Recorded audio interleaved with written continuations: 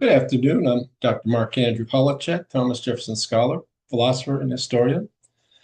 And I'd like to welcome you to a special episode of The Real Thomas Jefferson. This one is the focus, in this one, the focus is on the Declaration of Independence, about which I've talked on several occasions, but I try to give this one a slightly different slant. First, I want to talk a little bit about Jefferson's background and his qualifications to write the Declaration, say a little bit about the residence in which he wrote the Declaration, in which I am situated right now, second floor of the Graff House, and then I'll talk about the document.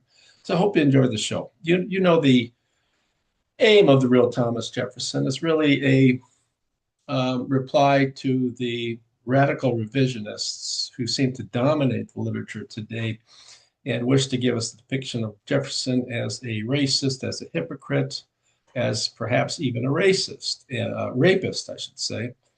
And in my work on Thomas Jefferson is old school. It's based on history that's based on facts, that's based on uh, um, an unvarnished look at all the relevant evidence and combination of all the relevant evidence when we build a story, when we build a narrative of some aspect of Thomas Jefferson's life, or if we craft a biography of Thomas Jefferson. I think that's the way history has to be done. You have to look at all the available relevant evidence and be guided by facts, not by our own intuitions in terms of what's right or wrong, or the sort of Jeffersonian monster we wish to create. So, anyways, let's begin. I want to talk about Jefferson's qualifications for writing such a document. I think without question, this is the most important historical document ever composed, political document, I should say, ever composed.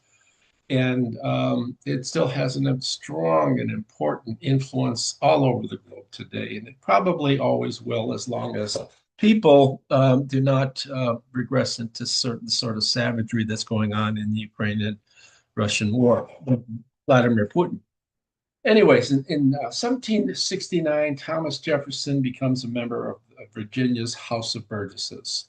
And so he begins his political career while he's still a practicing lawyer.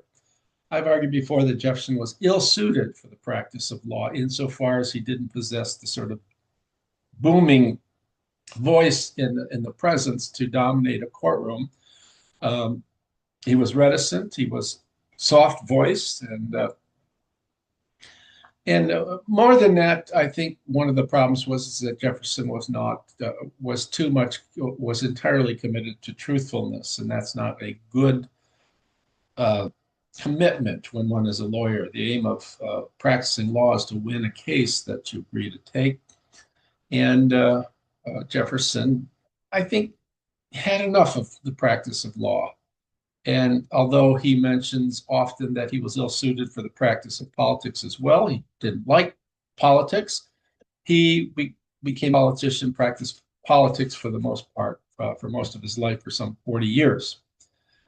So he gives up his law practice prior to the Revolutionary War, or at the outset of the Revolutionary War. And in 1775, he becomes a member of the Continental Congress. He's 33, 32 at the time. He has written his Summary Review of the Rights of British America in 1774, and that gives him a certain celebrity among colonists, among elite colonists who have not only have printed out the document unbeknown to Jefferson and passed it on to members of the Congress. And after which Jefferson, gains a certain celebrity, and he's invited to be a representative of Virginia for the Continental Congress. And that's how we get where we're at. Now, three aspects that qualify him to be a great addition to the Congress. One, he is omnivorous reader. He reads everything. He knows so much about everything. And what he doesn't know, he has access to because of his large library at Monticello. He has books on just about everything of any practical application for the advancement of human affairs. He's also an uncompromising liberal who was schooled in classical republicanism of the Ciceronian sort, which had its roots in Plato and Aristotle. So his political views are without question, liberal, but they also have the taint, as it were, of Ciceronian republicanism. He's also an extraordinarily talented writer, as we'll see in a bit in a quote from John Adams. He has a masterly pen. He knows how to put sentences together, even for a man so young. So he is a perfect person, perhaps, to have thrown upon him the task to write the Declaration of Independence. That's what actually happens. So on June 9, 1776, there's a committee of 5 people: Thomas Jefferson of Virginia, John Adams of New England, uh, Benjamin Franklin of Pennsylvania, Robert Livingston of New York, and Roger Sherman of New England. These are all, they form a committee to write the Declaration of Independence. And the task gets placed on the shoulders of Thomas Jefferson, the Virginian.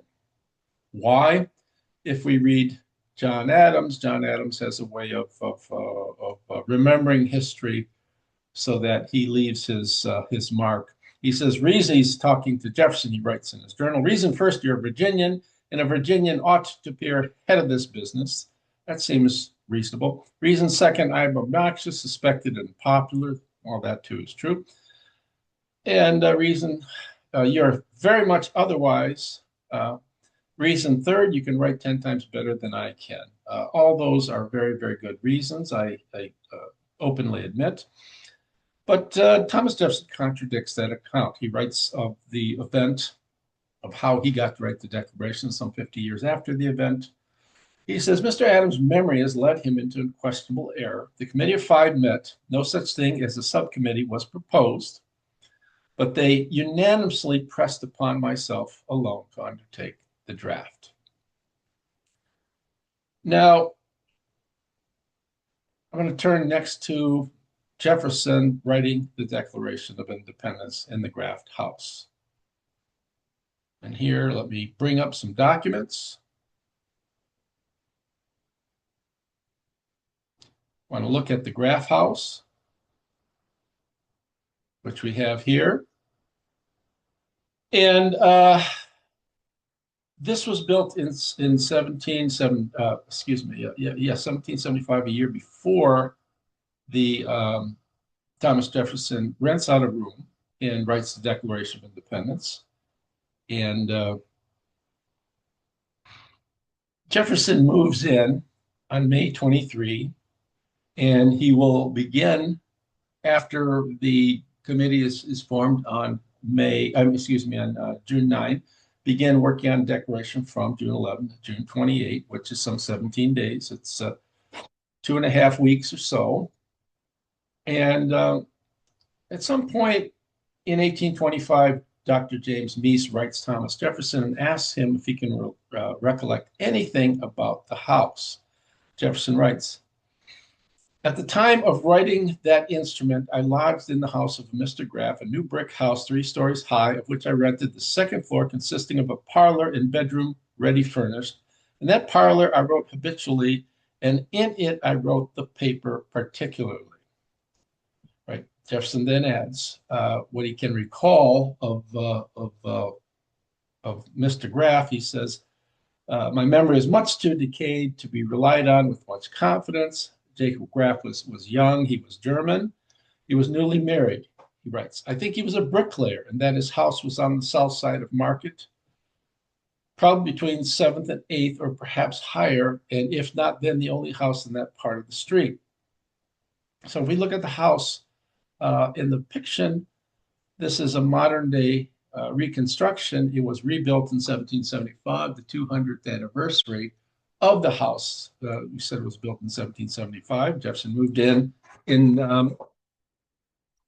was it May 13, 1776. It is 3 stories high, and Jefferson has the 2nd floor. And we see here it has a gabled roof. This is reconstructed from, as builders say, from odd drawings and pictures of the house. Now, if we look at the 2nd slide, here's an old drawing of the house. It has a hipped roof. not a gabled roof. So it seems to be, if we look back at the other picture, the difference in roof styles is sort of significant. And it seems to me from looking at all the drawings and so forth that it probably was the case that it had a hipped roof, not a gabled roof as we have in this reconstruction. But in either case, it looked both houses. The entrance is just to the right, and same we have in this drawing here. Jefferson occupied the second floor. And if we go to the picture that's behind me, we see Jefferson in the parlor here. It's functioned as a kitchen as well as a place where one could entertain guests, wine and food. And we see Jefferson's magnificent writing box. I'll say something about this in a bit. All right. So why did Jefferson move there? Well, he wanted to be away from the city. He always had to have what's called his hermitage, a place of retreat. And when Jefferson was tasked with something like document writing the Declaration, he needed to be away from people. He needed to be by himself. And I can just see him sitting in this room, probably if it's not too hot with the curtains drawn and thinking to his slave Bob Hemmings, Robert Hemmings, I need to be alone. Just let me focus here and work on this document. And work he did. One can imagine papers scattered all over the place, but in an orderly way, and books as well.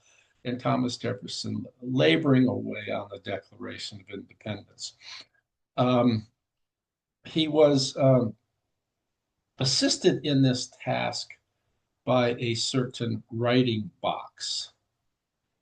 That was his own design. He had this design, and a certain his former landlord in Philadelphia, a certain Mr. Randolph, constructed this box for him. Now you notice that it can move up or down. The inclination can be varied by these notches here. It's a really high quality. Jefferson described it as a very simple tool, but it's not. There's a lip here. Clearly, this is for reading books. You see that there's two boards here. This part unfolds so that it doubles the size of the area. So Jefferson, if he wants to write a letter, can do so. And on the right, there is a drawer that fits his pens, ink, and so forth. And that fits in back here paper as well, so that he can write. So all of this is quite ingeniously done. The craftsmanship that went into this little box is extraordinary here. So let's stop with that. Okay. Now let's go to the document itself. I said something about Jefferson moved there because he wanted to be out of the city, as it were, and away from the excessive heats, and have a space where he could have open windows and fresh air. That was always important to him. And this writing box was created by Benjamin Randolph and made of mahogany. One of the documents, the Declaration, I've talked of this ad nauseum in my writings, and I'll talk about this a little bit in this document. We can look at the document as one long argument justifying the colonists' revolution, their war against the mother country. It begins with an opening salvo, which explains, like every book that gets published should have a reason for its author undertaking the book, something new added that wasn't there in the literature before. And Jefferson gives the rationale. This may be something that members of the committee suggested to Jefferson, members of Congress, but Jefferson writes, when the course of human events becomes necessary for one people to dissolve the political bands which have connected them with one another, and to assume among the powers of the earth the separate and equal station to which the laws of nature and nature's God entitle them, the decent respect to the opinions of mankind requires that they should declare the causes which impel them to the separation. So we have a parturient 71 sentence opening paragraph I call it an opening salvo, which provides the justification. Um, the people who are separating, right, if they're honest, good people, must give causes for, must give the reasons for their separation. It's a very democratic document written in a very democratic way. When one people want to separate from a country or from oppressors, they oftentimes just go to war and do that.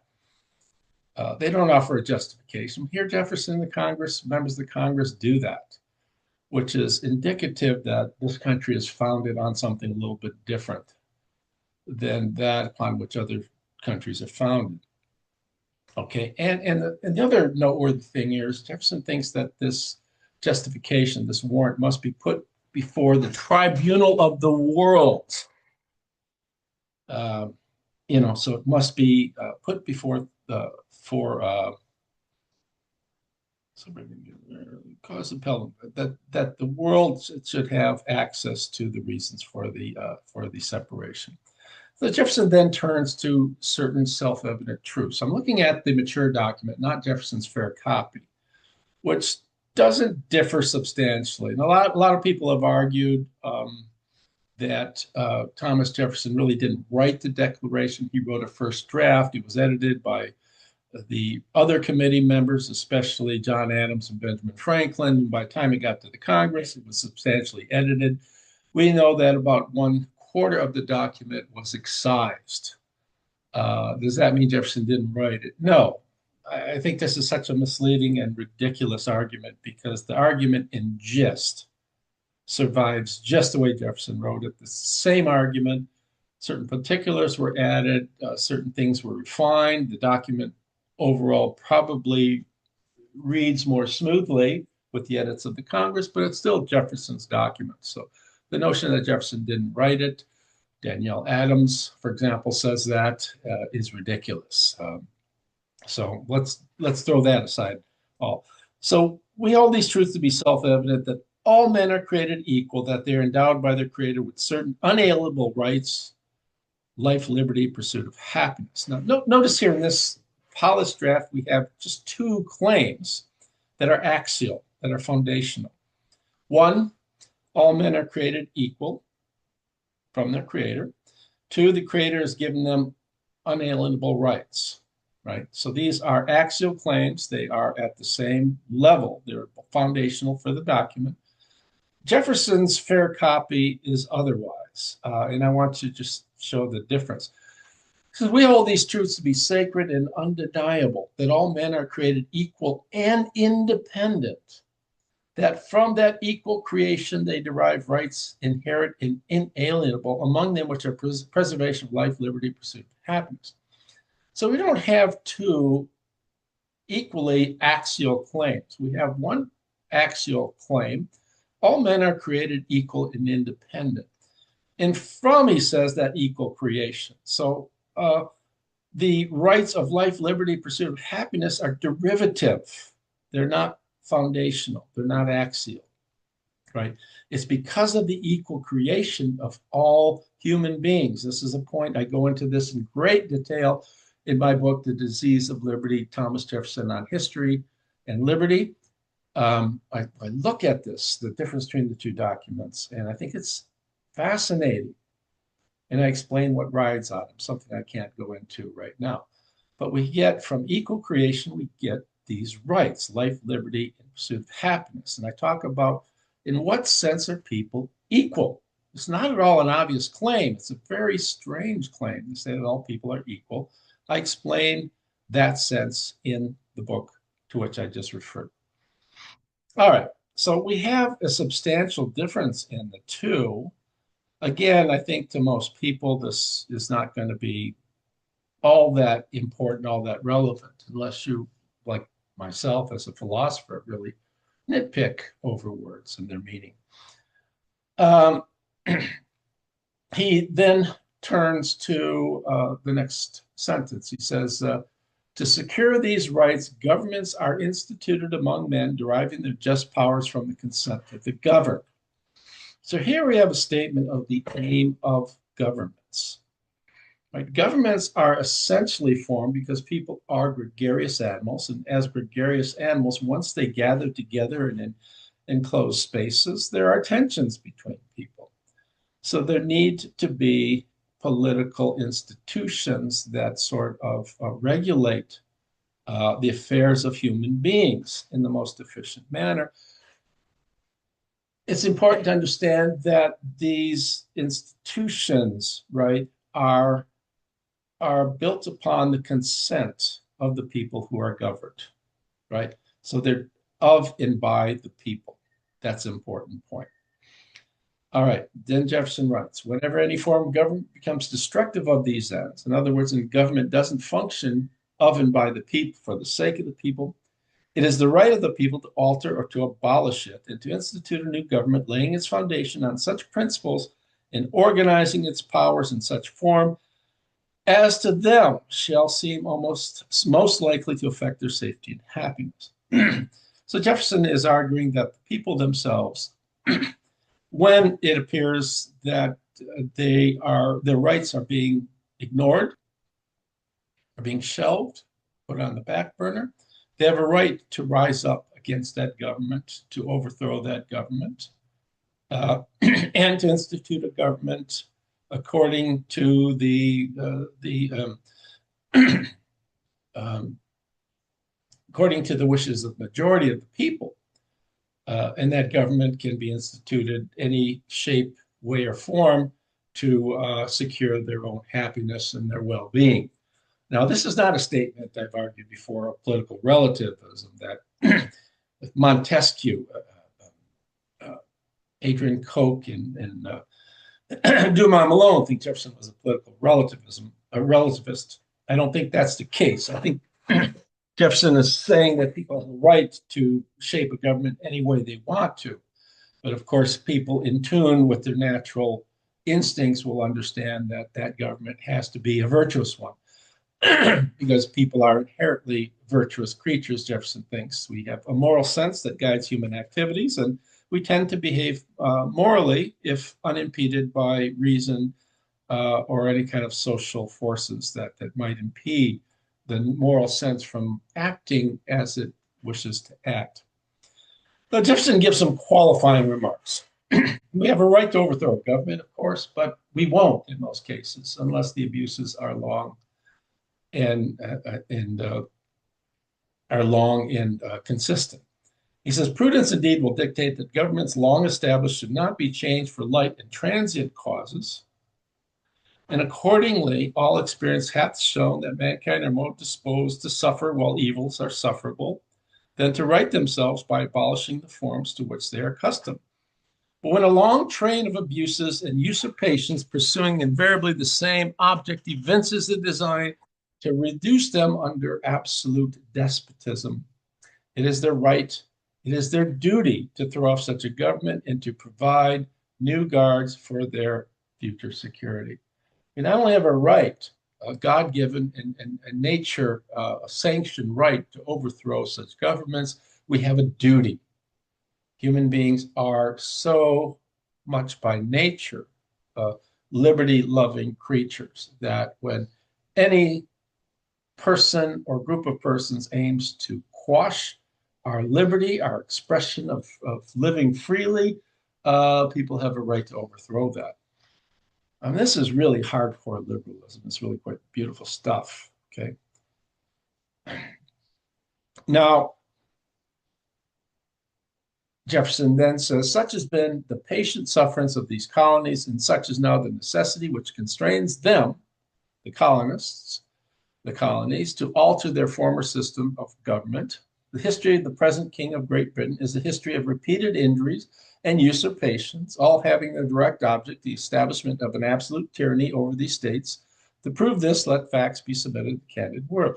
Now, Jefferson gives some 24 or more grievances, abuses by the king and the Parliament of England, almost all of which relate to taxes or abuses by the king without given permission by the colonists themselves. So we have representative government in England, but not in colonial America. The colonists are thought to be subjects of the king, yet the colonists are not part of the political structure. They are not given a voice in the running of political affairs that concern them. And this is something that irked Jefferson and the colonists quite deeply. So we have, the statement before this that whenever there are these abuses, there's a right to overthrow. We have a modus ponens argument. We do have these abuses. And he's going to list, and Jefferson, being quite anal, is going to give at least 24 grievances or so. Many of the claims he lists are compound claims. We remember the Stamp Act and so forth, and other acts as well.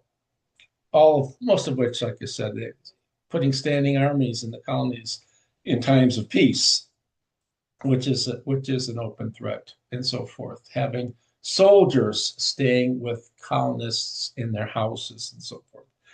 And it's sort of the idea is that the king is imposing his will on the colonists. The colonists are invited in some measure to pay for England's constant wars with France. And yet the colonists have no voice in the direction of their own affairs, right? So this was insufferable, thought Jefferson. And so he gives, as only Jefferson can give, he goes through as many instances of abuse as he can muster. One of which is the last one that Jefferson gives, that is excised. It is a very lengthy paragraph given as the last reason for the introduction and the insistence that slavery exists in colonial America. Jefferson probably quite unfairly blames King George just for the institution and nobody else, because he could have used his veto, and he failed to do so.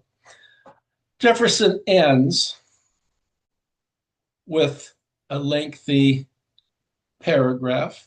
He says, "We therefore, the representatives of the United States of America and General Congress, assemble, appealing to the Supreme Judge of the world for the rectitude of our intentions, do in the name and by authority of the good people of these colonies solemnly publish and declare that these united colonies are and of right ought to be free and independent states.